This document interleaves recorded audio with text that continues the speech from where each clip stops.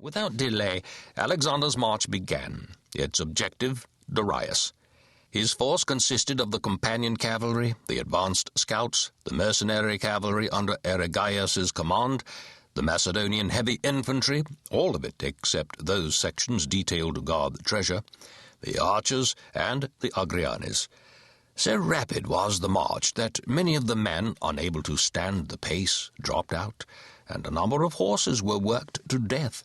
But Alexander pressed on regardless of loss, and in 11 days reached Ragi, a day's march, at this speed, from the Caspian gates. Darius, however, had already passed through. Many of Darius's men had deserted during the course of his retreat, and dispersed to their homes, and a considerable number had surrendered to Alexander, who now, abandoning hope of overtaking Darius, halted for a 5 days' rest. He appointed to the governorship of Media a Persian named Oxydates, a man who had been arrested by Darius and confined in Susa, a circumstance which induced Alexander to trust him. Then he moved on towards Parthia. At the end of the first day's march, he halted close to the Caspian gates. On the second day he passed through, and advanced to the limit of cultivated land. Then, on a report that the country beyond was uninhabited, he dispatched Cinas with a party of mounted troops and a few infantrymen to forage for supplies. At this juncture, 2 important persons in Darius's army, Bagastanes, a Babylonian nobleman, and Antabellus, one of Mazias's sons, sought an interview with Alexander. Admitted to his presence, they reported that Darius had been forcibly seized and put under arrest by Nabazanes, commander of the cavalry which had accompanied his retreat, Besus, satrap of Bactria, and Barsaentes, satrap of Arachosia and Dragiana. Instantly Alexander was on the march again, with greater rapidity than ever.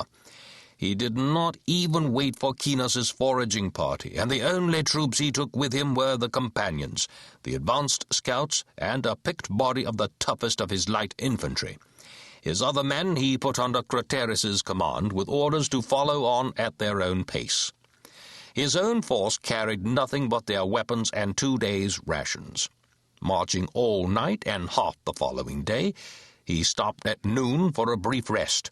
Then he was off again, and after a second all-night march, reached at daybreak the camp where Bagastanes had been before his visit. It was empty. The enemy had gone. He learned, however, that the story of Darius's arrest was true. He was being taken off in a covered wagon, and Besus had assumed power in his place.